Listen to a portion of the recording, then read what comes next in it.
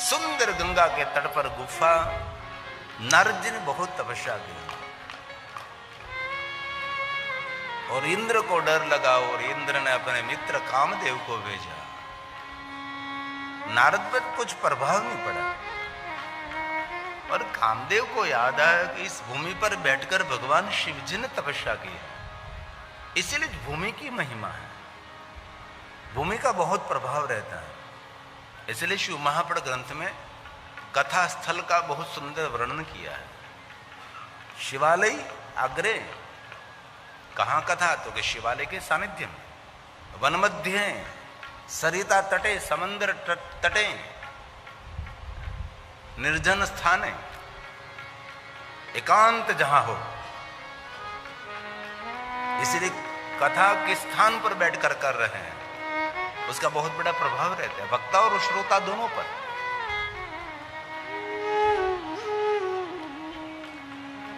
जिन भूमि पर नारद जी बैठे हैं, इस स्थान पर स्वयं शिव जी ने तपस्या की थी, इसीलिए भूमि का प्रभाव था, इसीलिए कामदेव पर कोई प्रभाव नहीं पड़ा। और नारद जी की तप की महिमा चारों दिशाओं में, सभी ऋषि देवता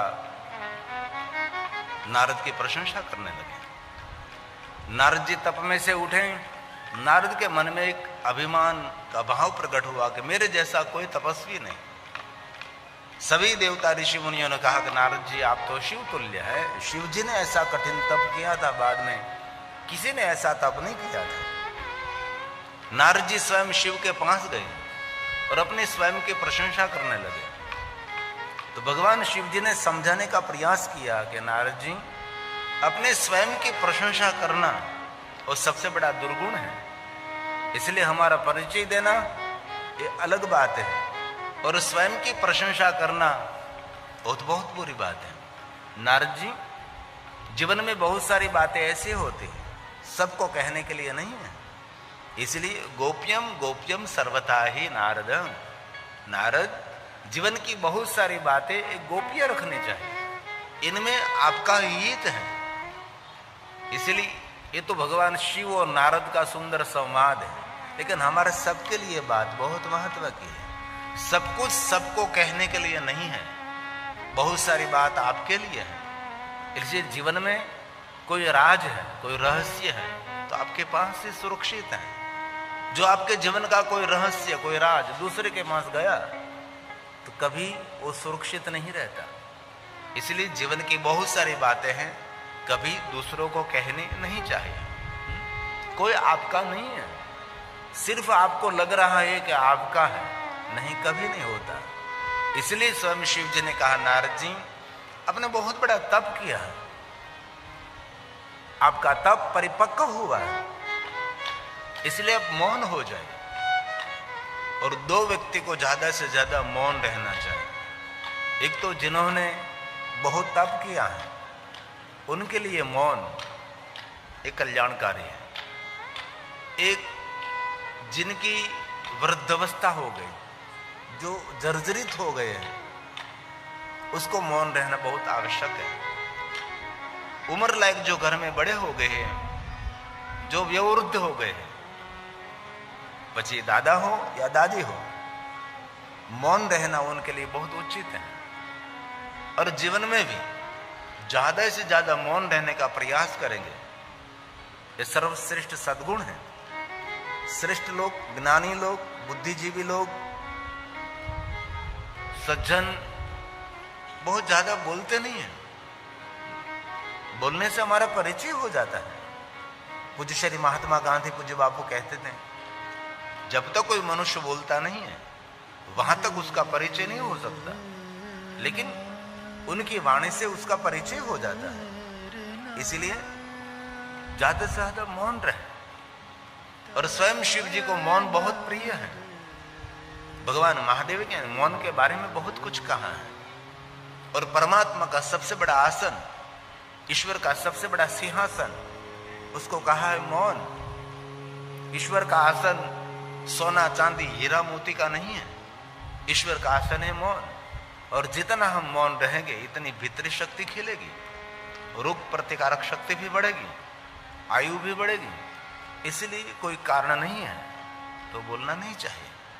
बहुत लोग व्यर्थ कितना बड़बड़ाहट करते, निरंतर बोलते ही रहते, थकते ही नहीं। इसलिए ज्यादा से ज्यादा श्रवण करो। इसलिए भगवान ने 2 कान दिए, कम बोलो इसलिए 1 मुख दिया है। लेकिन 1 मुख दिया है तो अपन कितना बोलते हैं, कितना बोलते हैं।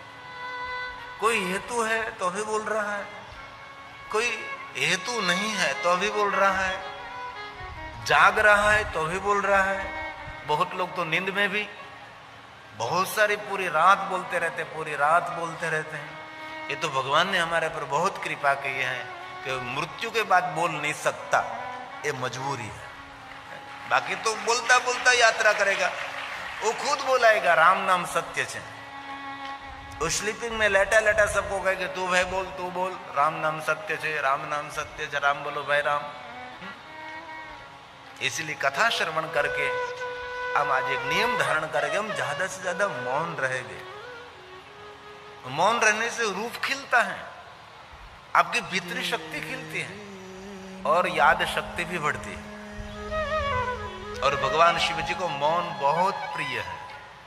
भगवान शिव बहुत कम बोलते हैं, ज्यादातर शिव जी मौन रहते, और मौन महादेव का श्रेष्ठ व्रत है। भगवान शिव जी ने भवानी को बहुत सारे व्रतों की श्रृंखला बताई। ये व्रत मुझे प्रिय है, ये व्रत मुझे प्रिय है, लेकिन अंत में भगवान शिव ने कह दिया कि हे भवानी, जो व्यक्ति मौन रहता है ना, वो मुझे अति प्रिय है। इसलिए आप शिव जी को प्रिय बनना चाहते हैं तो ज्यादा से ज्यादा मौन रहने का प्रयास करें। 5 शब्दों से काम पूर्ण हो रहा है तो 6ठे शब्दों का प्रयोग नहीं करना है। और मोबाइल में तो बहुत कम बात करें।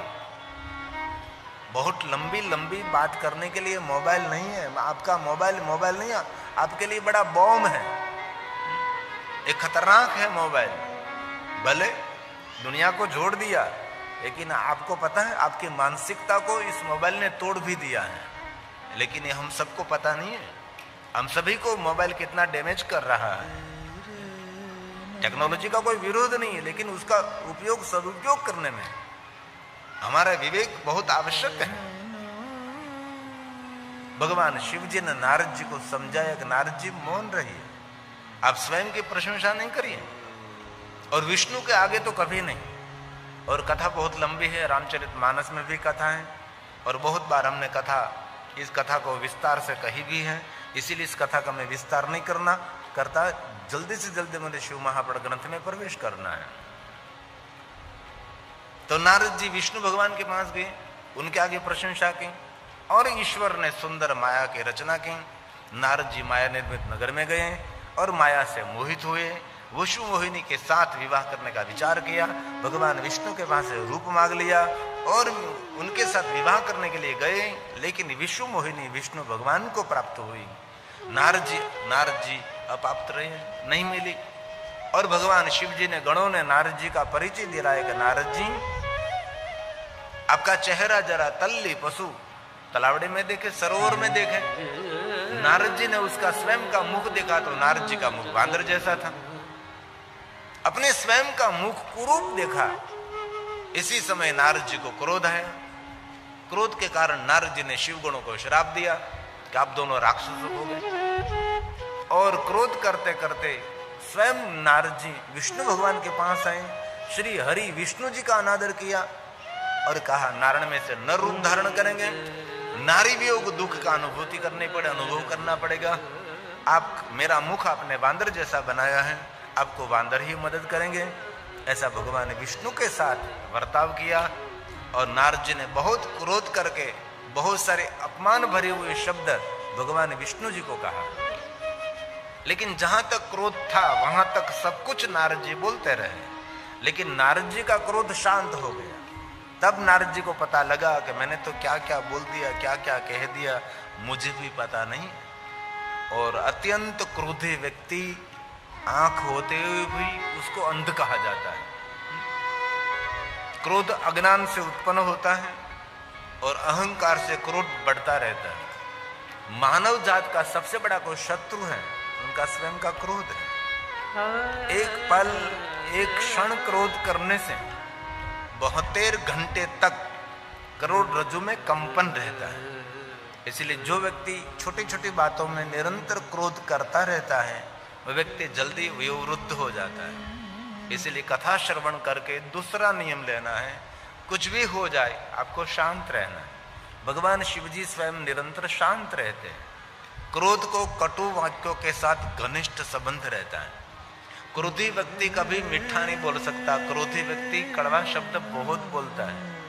इसलिए क्रोध के समय उसका मुख खुल जाता है, आंख और कान उनके बंद हो जाते हैं। अत्यंत क्रोधी व्यक्ति अति भयानक होता है।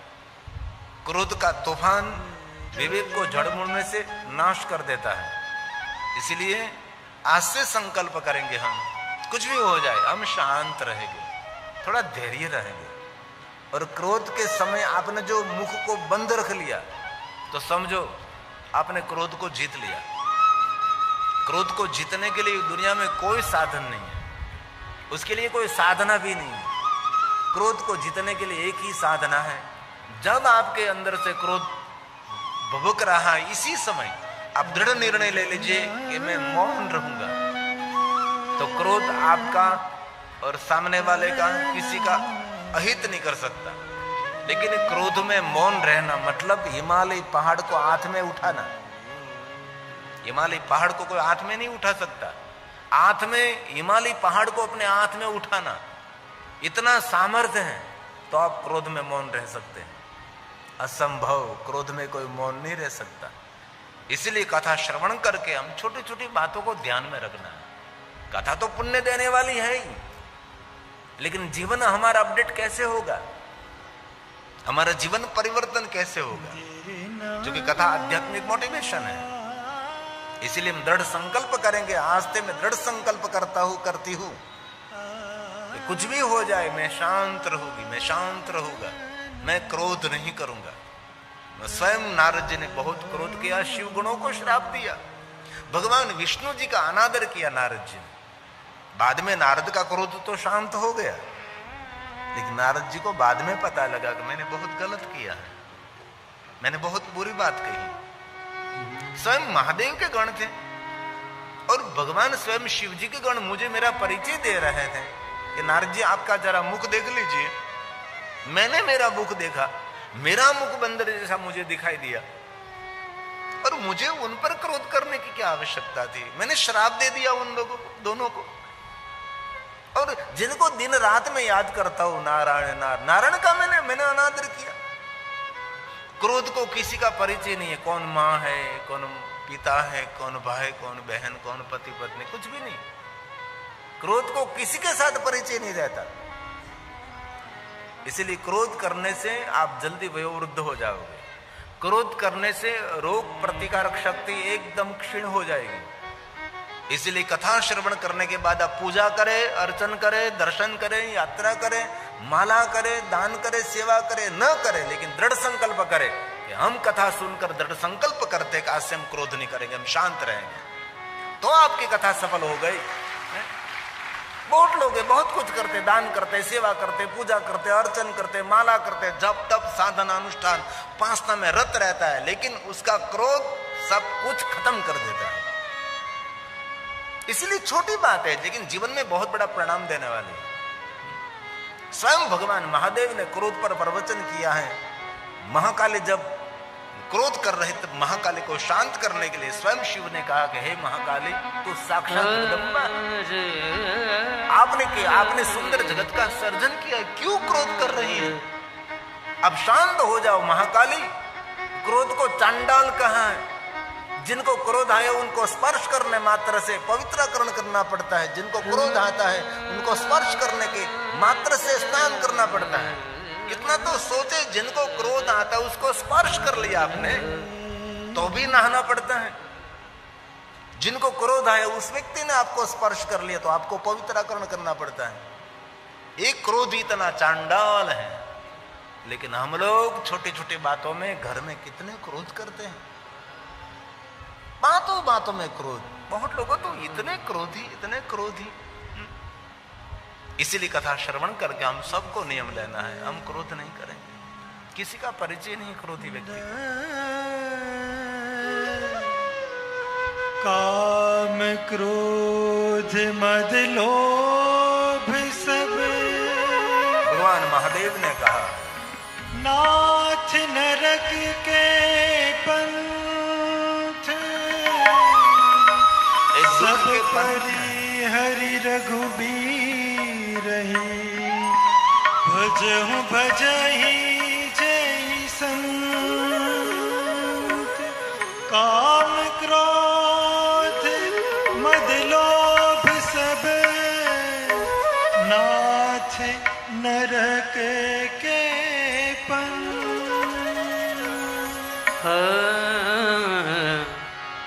काम क्रोधो परित्याज्यो, भगवान स्वयं शिव जी ने कहा है काम क्रोध का त्याग कर दीजिए। भवद्भिः सुरसतमय, महादेव ने सभी देवताओं को कहा है, श्रेष्ठ देवताओं मेरी बात को अब ध्यान से श्रवण करें। स्वयं शिव बोल रहे हैं। काम क्रोधो परित्याज्यो, भवद्भिः सुरसतमय, सर्ववेच मनन्तव्यं, मद्वाक्यं नान्यथा क्वचित्, मद्वाक्यं नान्यथा क्वचित्। भगवान शिव ने कहा मैं जो आपको कह रहा हूं इस बात को सामान्य मत मानना। अब नारद जी शांत हो गए। स्वयं नारद जी भगवान विष्णु जी को कहने लगे, भगवान श्री हरि, महादेव ने मुझे बहुत समझाया था, लेकिन स्वयं मैंने शिव जी की बात नहीं मानी और मैंने श्री हरि आपका अनादर किया, मैंने शिव गुणों को श्राप दिया। अब नारद जी पश्चाताप कर रहे हैं। इसी समय शिवगण आकर नारद जी को प्रार्थना करने लगे, हे नारद जी आप हमारा मंगल करें। तब नारद जी ने कहा, शिवगणों मैंने जो आपको श्राप दिया है वो तो सत्य ही रहेगा, श्राप कभी मिथ्या नहीं हो सकता। लेकिन सुनो, आप जब राक्षस बनोगे तब आपका नाम रावण और कुंभकर्ण रहेगा और असुरों में श्रेष्ठ रहोगे, कोई आपको पराजित नहीं करेगा, आप में बहुत बड़ा सामर्थ्य रहेगा। और सुनिए, विश्व में जितने दुर्गुण है सभी दुर्गुण आप में रहेगा, क्योंकि असुरी भाव है, राक्षस है। लेकिन एक मैं वरदान देता हूं कि आप कभी शिव भक्ति से वंचित नहीं रहोगे, आपके हृदय में महादेव की भक्ति अविचल रहेगी। इसलिए नारद जी ने ये दोनों शिव गुणों को कहा था, आप राक्षस बनोगे लेकिन शिव भक्ति से वंचित नहीं, महादेव की भक्ति आपके हृदय में निरंतर रहेगी। और भगवान श्री हरि स्वयं विष्णु जी नारायण में से नर रूप धारण करेंगे, उसका नाम श्री राम रहेगा और राम के द्वारा आपका कल्याण होगा। नारद जी ने मृत्यु शब्द का प्रयोग नहीं किया, नारद जी ने कहा कल्याण होगा, कि स्वयं विष्णु के द्वारा जिनका अंत हो रहा है उनकी मृत्यु नहीं है, उनका कल्याण है। और शिव महापुराण ग्रंथ के प्रारंभ में यहाँ भगवान राम जी की कथा का सुंदर दर्शन है। जैसे रामचरितमानस में भगवान श्री राम जी की कथा का प्रारंभ करते इससे पहले भगवान महादेव के बारे में भगवान शिव जी की कथा गोस्वामी तुलसीदास जी ने सुंदर संक्षेप में गाया है, वैसे शिव महापुराण ग्रंथ में भगवान महादेव की कथा का प्रारंभ हो रहा है। इससे पहले भगवान राम जी के चरित्र को गाया जाता है। ये सेतु है, ये जोड़ने की बात है, ये अलगाववाद नहीं है, ये सबका मेलन है। लेकिन हम सबको भगवान श्री राम जी की कथा श्रवण नहीं अभी करनी है, हम शिव महापुराण कथा श्रवण करना चाहते हैं। इसलिए भगवान श्री राम जी की कथा को प्रणाम करते हुए रावण और कुंभकर्ण का सुंदर चरित्र है, उनकी शिव भक्ति का भी वर्णन है। अब नारद जी भगवान विष्णु को हाथ जोड़कर कहते हैं, भगवान श्री हरि, मैंने क्रोध किया, मैंने आपका अनादर किया, शिव गुणों को मैंने श्राप दिया, मेरे हृदय में संताप हो रहा है, मैं उद्वेग से भर गया। इस बात से हम सबको समझ लेना चाहिए, दूसरों को श्राप देने से, क्रोध करने से, दूसरों का अहित करने से हमारा कभी हित नहीं होता है। दूसरे के बारे में खराब सोच हमारे लिए दुख का कारण है। नारद जी ने हाथ जोड़कर भगवान श्री हरि को कहा, भगवान मुझे कुछ मार्गदर्शन कर, अब मुझे क्या करना चाहिए? मैंने श्राप तो दे दिया। और श्री हरि विष्णु जी ने कहा कि नारद जी, दूसरों को श्राप देने से जितना हमारे पास पुण्य है सभी पुण्य का क्षय हो जाता है। इसलिए आपने कितना बड़ा तप किया था, लेकिन आपने श्राप दिया, आपका पुण्य नष्ट हो गया, आपके पुण्य का क्षय हो गया। पुण्य क्षय होने के कारण हृदय में संताप, उद्वेग, भय, चिंता, दुख, पीछे हट, अपराध, उसका पराजय होता है, उसका विजय नहीं होता। इसलिए भगवान विष्णु जी ने कहा, नारद जी आज से दृढ़ संकल्प करिए, आप कभी दूसरों को श्राप नहीं देना। श्राप देने से जिनको श्राप दे रहे हैं उनका तो अहित हो न हो पता नहीं, लेकिन जो श्राप दे रहा है उसका अहित होना शुरू हो जाता है। इसीलिए नारद जी आज से दूसरे को कभी श्राप नहीं देना। बाद में नारद जी ने किसी को श्राप नहीं दिया। भगवान विष्णु ने कहा, नारद जी ने गांठ बांध ली, मैं कभी क्रोध तो नहीं करूंगा, लेकिन कभी दूसरों को मैं श्राप भी नहीं दूंगा। ये नारद जी ने संकल्प किया। हम सबको भी कथा श्रवण करके संकल्प करना है, कोई भी कितना ही हमको दुखी कर रहा है, लेकिन उसके बारे में कभी अशुभ शब्द का उच्चारण नहीं करना है, उनको कभी श्राप नहीं देना है। आप उनको श्राप देने शुरू हो जाओगे तो उनका भी अहित हो न हो पता नहीं, लेकिन जो श्राप दे रहा है उनका तो अहित होना, उसका तो दुख का प्रारंभ हो जाता है। इसलिए दृढ़ संकल्प करेगा, हम दूसरों के बारे में कभी हमारा बुरा विचार नहीं, बुरी सोच भी नहीं। नारद जी ने भगवान विष्णु जी को कहा कि विष्णु भगवान, मेरे हृदय में बहुत संताप हो रहा है। नारद क्रोध कुछ भी नहीं देता, नारद संताप ही देता है। नारद जी क्रोध संताप के सिवा कुछ भी नहीं देता, और क्रोध करने से कुछ भी हासिल नहीं होता। क्रोध करने से प्रतिष्ठा कलंकित हो जाती है, क्रोध करने से मान सम्मान खंडित हो जाता है। क्रोध करने वाला कभी समाज में लोकप्रियता को नहीं प्राप्त कर सकता। इसलिए घर में, परिवार में, समाज में लोकप्रियता जिनको प्राप्त करना, उसके लिए आज से क्रोध को तिलांजलि देनी पड़ेगी। आज से दृढ़ निर्णय लेना पड़ेगा कि कुछ भी हो जाए मैं क्रोध नहीं करूंगा, मैं शांत रहूंगा, मैं आज से क्रोध नहीं करूंगा। एक क्षण क्रोध करने के लिए जितना हमारे पास पुण्य है सभी पुण्य का क्षय हो जाता है, और शरीर में जितना श्रेष्ठ रुधिर है सभी रुधिर जलकर पानी हो जाता है, बाष्पीभवन हो जाता है।